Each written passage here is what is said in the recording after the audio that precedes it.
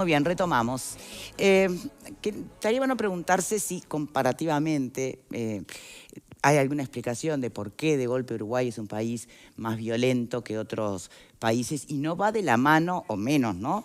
Y a veces no va de la mano con otros indicadores o rankings mundiales que remitan a, por ejemplo, pobreza, ¿no? Donde uno podría pensar, bueno, justamente la falta de una política criminal realmente transversal, integral, y podría explicar que haya un público mucho más vulnerable, captable, sobre todo por, bueno, todo lo que tiene que ver con la delincuencia y el narcotráfico.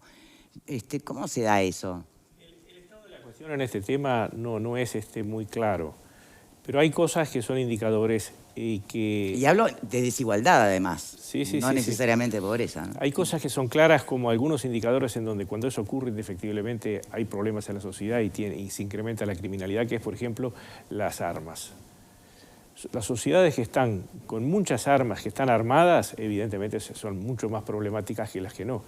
Y en el universo, por ejemplo, de las sociedades subdesarrolladas, ubiquémonos en el resto de América Latina, es decir, no en todas hay una presencia tan fuerte de armamento en la población civil. En la población. Sí. Entonces, la sociedad uruguaya en una especie de inercia, sin mayor conciencia de las consecuencias, se fue armando a lo largo del tiempo. Es decir, porque en definitiva tener un arma no era... En fin, y hoy por hoy es realmente un hecho sumamente preocupante, a lo cual se le agrega la presencia del tráfico de armas ya profesionalizado de los propios narcotraficantes o de traficantes de armas como tal, lo que está viniendo ahora desde Brasil, y entonces ahí ya se arma el combo muy difícil de revertir. Pero yo creo que mucho tiene que ver con eso. ¿Se explica de la misma manera que una persona, digamos, que existan los delincuentes, ¿cómo llamarlo? De poca monta, o sea, que el que te roba la bicicleta, el que se te aparece drogado y te pide con un arma, dame la billetera o dame el celular, ¿se explica por el mismo fenómeno que la aparición y que se hayan instalado organizaciones criminales internacionales? No entiendo cuál es la diferencia. Claro, porque una cosa es poder, políticas mediante, controlar la individualidad, ¿no? Es decir, bueno, que la opción de si salgo a robar o hago otra cosa se pueda manejar. Y otra cosa es controlar que se vengan a instalar organizaciones criminales donde ya... No sé, lo pregunto, pareciera que no tienen el mismo trasfondo, pero bueno, sociológicamente. Allí lo que es fundamental, y que como Uruguay somos un país que llegó tardíamente, es la inteligencia que hay que hacer en esto. En esto se refiere, la combinación de tecnología e inteligencia es fundamental para prevenir y luego efectivamente combatir este tipo de, digamos, macroorganización del delito. Pero de todas maneras, es decir, no es un tema sencillo y sobre todo cuando está relativamente avanzado es muy complicado. Por ejemplo, los tráficos por los puertos uruguayos, hasta hace relativamente poco, eran absolutamente, digamos, de vista gorda, es decir, no existían controles efectivos. Lo que decíamos recién, la presencia de las armas, es decir, una cantidad de cosas que se fueron incubando y que luego se presentan y se manifiestan en esta multiplicidad de organizaciones. Se decía el otro día que hay unos 40 o 40 y pico de bandas de narcotraficantes en Montevideo y el área metropolitana, que seguramente varias de ellas a su vez estén coordinadas y muy pocas deben ser compradores de los insumos que llegan del exterior. Bueno, todo esto, es decir, el combate a todo esto significa mucha inteligencia y mucha tecnología. En este país, pensemos que las cámaras en los espacios públicos recién se llegan en el siglo XXI, después del 2014, 2015, y progresivamente se han instalado. Y la presencia de las cámaras en los espacios públicos demostró ser sumamente efectiva, sumamente efectiva. Pero, por ejemplo, todo tiene que ver con lo que decíamos recién. El otro día leía declaraciones de vecinos de la Ciudad Vieja que se quejaban que cuando se instalaron las cámaras bajó notoriamente los delitos en la Ciudad Vieja. Se corrió. Las cámaras siguieron, nadie las sacó, pero no hay quien mire esas cámaras, porque resulta de que donde están instaladas las cámaras, que a esta altura del partido hay muchísimas en todo Montevideo y área metropolitana, se requiere gente que esté mirando para saber en qué momento se activa el delito. Y, bueno, la falta de personal hace que hoy por hoy esas cámaras, buena parte de ellas, sean inútiles, no sirvan para prevenir propiamente. Sí son usadas después que se cometió un delito, porque entonces se va a las 3 de la tarde del día jueves, ¿sabes? Y se ve que ahí está el delincuente y tiene esa utilidad. Pero no previene si no hay nadie que esté mirando. Bien, entiendo. Vero. Bueno, comparto algunos de los conceptos que manejaba el entrevistado antes de la pausa. Me parece que la novedad de estas cifras es esa tendencia que se confirma, que es el aumento de los homicidios.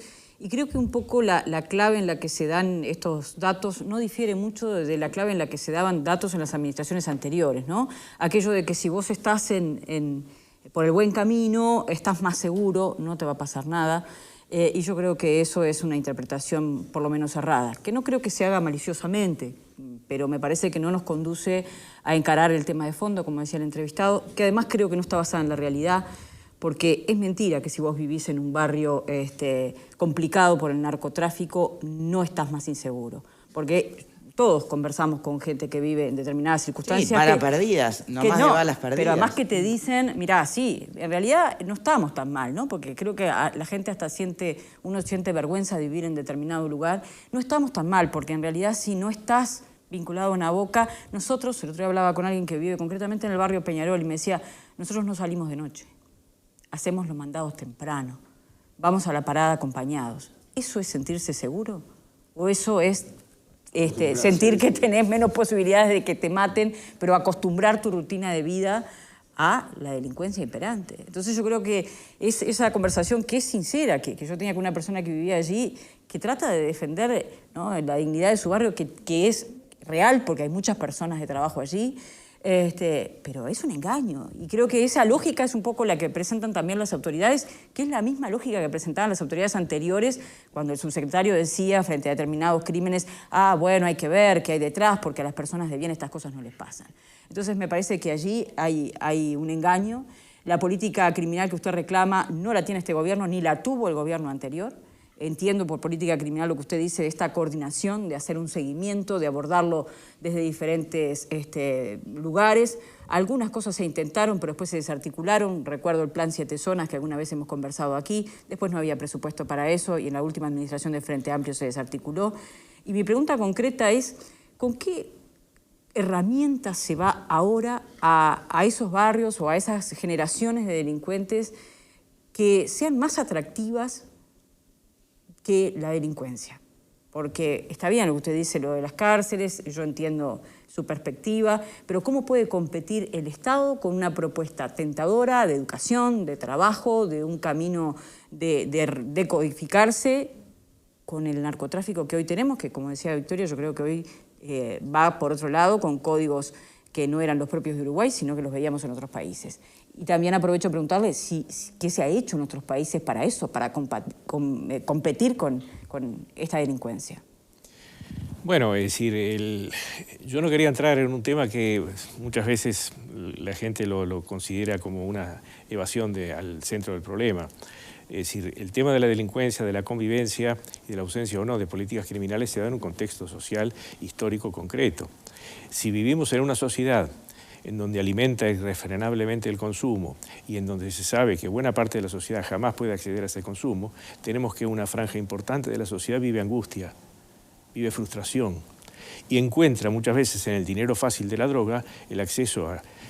Volvamos al libro de Gustavo Leal de los sicarios. La cabeza de los sicarios es vivir el día, no importa el futuro, es vivir el día, pero vivir el día muy bien, con droga, con alcohol, con todos los placeres que pueden pero capaz que no irnos a ese extremo del sicario que tal vez... No, pero entonces a lo que yo voy es que hay un problema cultural por detrás, que es fundamental, que no arregla el tema de la noche a la mañana, ni mucho menos, sino que es una apuesta a muchos años, que mucho tiene que ver también con la educación.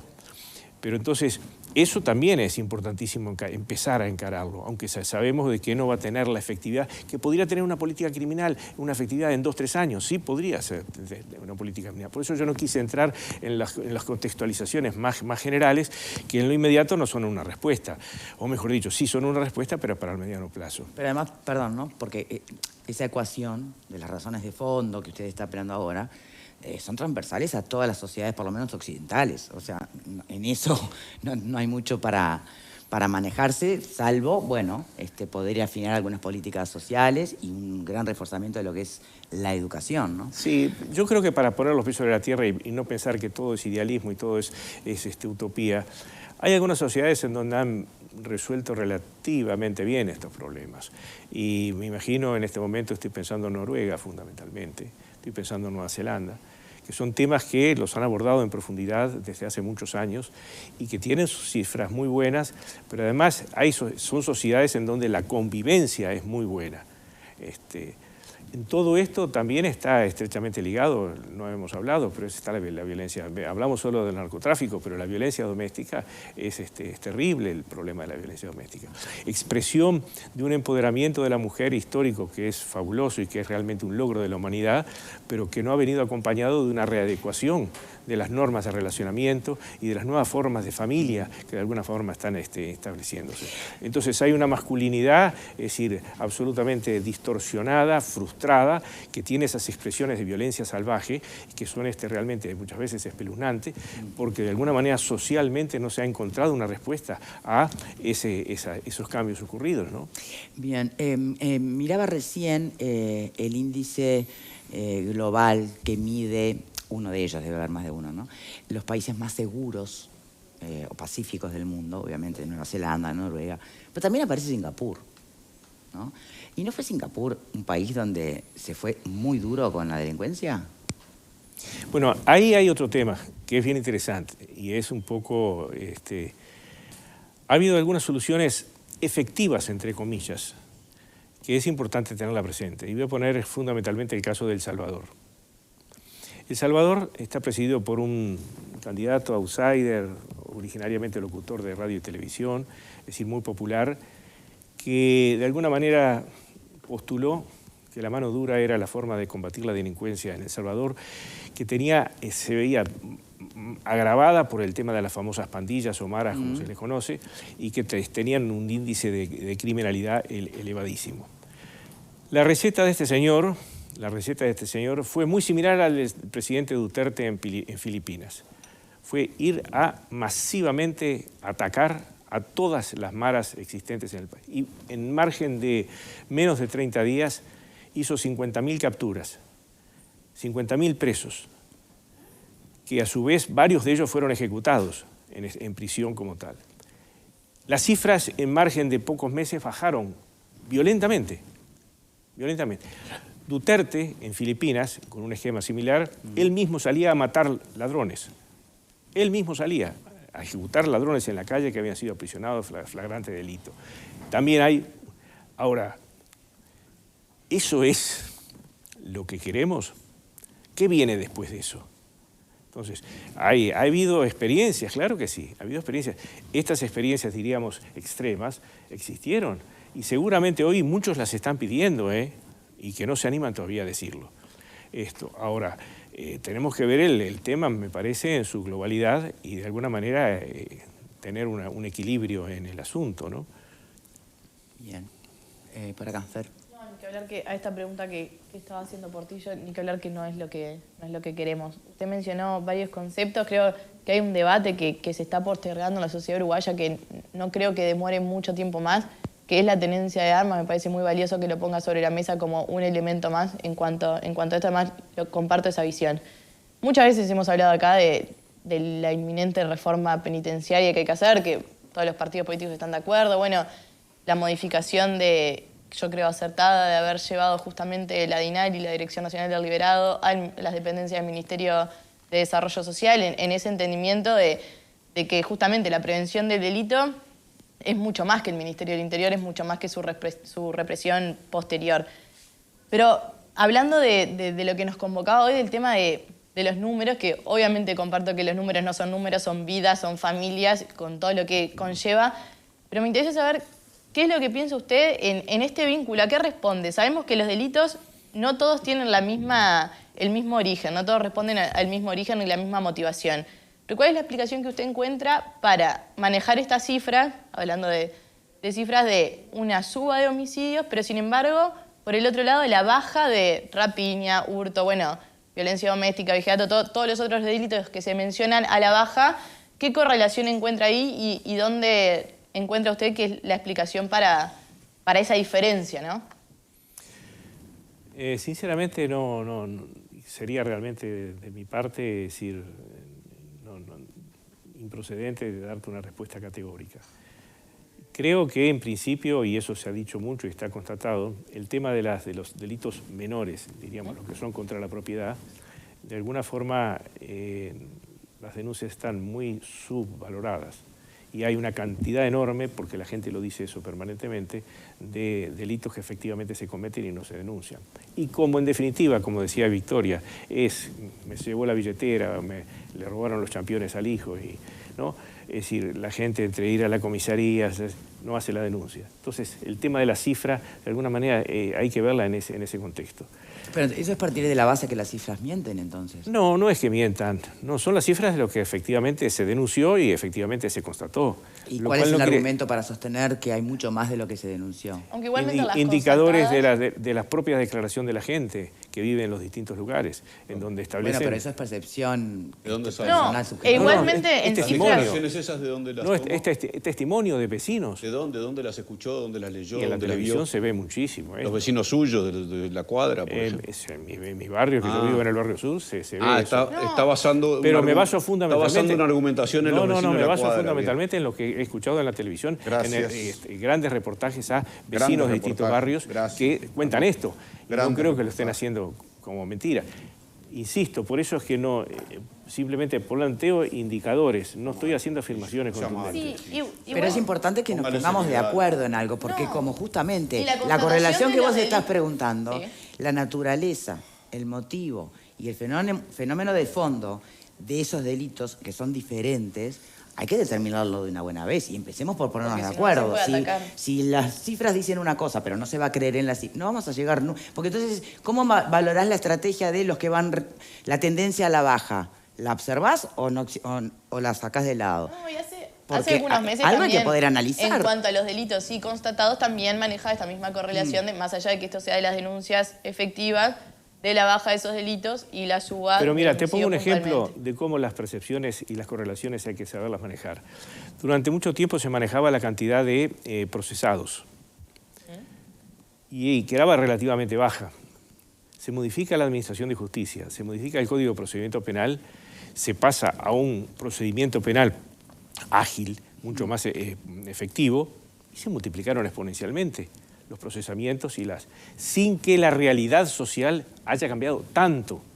Entonces, todas estas cosas tienen esa relatividad que hay que ir considerándola como tal, no asumiendo como verdades absolutas una cosa u otra, pero sí sabiendo que... ¿Me equivoco o tu pregunta va por el lado de cómo se... yo sé que tal vez no es su métier y no se lo estamos preguntando desde una perspectiva de estrategia, táctica criminal, sino como sociólogo.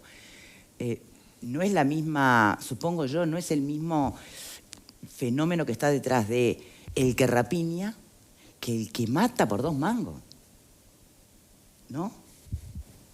O sí, no sé, usted es el sociólogo. ¿Cómo se ha atacado de esa manera? ¿Por qué explicarla? ¿Cómo se explica el aumento de la baja violencia? de muchos delitos y la suba de Exacto. uno. ¿A qué responde la suba de ese un delito? Eso Esa es sociológicamente mi- tiene... Y la baja de los otros. ¿Explicación? Bueno, evidentemente que la suba de lo que son los delitos contra la vida, Sí.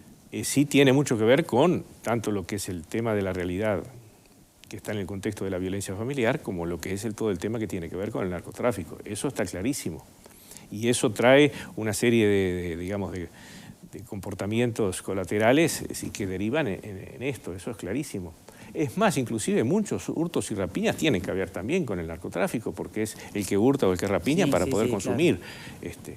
Pero no llega a los niveles de violencia que llegan otros, ¿no? Por supuesto, claro. Ahora, ¿no es posible que exista un éxito parcial? Si bien hablamos de una política criminal integral que no existe ni existió, ¿no puede existir mayor patrullaje es igual a menos rapiñas?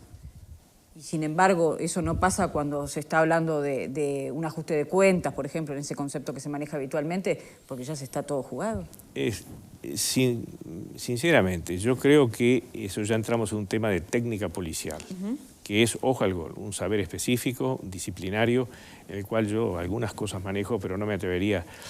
Yo de alguna manera me siento como fuente de inspiración, como una de las personas que mejor manejó esto en el Uruguay y fue determinante en la reforma de la policía, lo que era el inspector Cuarteche. El inspector Cuarteche fue de las pocas personalidades que supieron comprender la policía que teníamos y la policía que era necesaria. Y de alguna manera propició las transformaciones en esa perspectiva. Yo pienso que eso obviamente hay que continuarlo, hay que desarrollarlo y que hay que apoyarlo. Esto, que es algo mucho más complicado y complejo que simplemente la teoría punitivista, sino de alguna forma desarrollar toda una labor policial, disuasiva, preventiva y represiva. Los detalles yo creo que es un tema técnico, pero sí, efectivamente, ese es un componente, pero insisto en lo que veíamos al principio del programa. Quedarnos en eso es perseguir a la sombra. El problema de fondo no se arregla. ¿Alguien más? Para ir redondeando este tema, ¿nada que agregar, Fernando? No, nada. Bien, por acá, Alfredo. No, lo de las cifras grises o las denuncias que no se hacen es una cosa histórica, ¿no? Que pasaba antes y pasa ahora. Es decir, mucha gente que no denunciaba era antes y en general hay una relación entre las denuncias hechas y las no hechas. Pero no es en este gobierno, es bien históricamente en todos los países y acá ha pasado también. O sea que desde ese punto de vista, yo creo que el tema central de todo esto es, si no se encara en forma amplia el combate, y yo insisto otra vez, lo de la cárcel para mí es clave y en eso no hay voluntad política. No hubo ni hay voluntad política de solucionarlo y creo que es un gran error, que es un tiro en la pata que nos estamos dando como sociedad. Alfredo, en este momento inclusive lo que hay que hacer allí, en términos bien concretos, se sabe, pero de forma clarísima. Y quiero rescatar un nombre de una persona que en esto ha hecho una enorme docencia y es fundamental, que es el comisionado de cárceles Miguel Petit. Sí. Miguel Petit no se cansa de decir las cosas que hay que hacer. Sí, todo, también que Garcés cuando fue Y comisionado lo lejos que parlamentario. estamos de eso, y lo lejos que estamos de eso. Sí. Porque, insisto, eso que dice Miguel Petit que hay que hacer, y efectivamente yo creo que es lo que hay que hacer, cuesta dinero. Sí. Son recursos que hay que afectar. Y habrá que sacarlos de otro lado y ponerlo ahí. Porque en el fondo somos todos perjudicados como sociedad. Los que egoístamente dicen no me importa, en definitiva se están perjudicando a sí mismos el día de mañana, ¿no? Bueno, Portillo, muchísimas gracias de verdad por habernos acompañado. Tuvimos el placer que estuviera con nosotros Álvaro Portillo, sociólogo, para analizar desde algún otro lado, alguna otra perspectiva que no sea la de siempre, las cuestiones que hacen al estado de seguridad o inseguridad de nuestro país. Muchas gracias por habernos acompañado.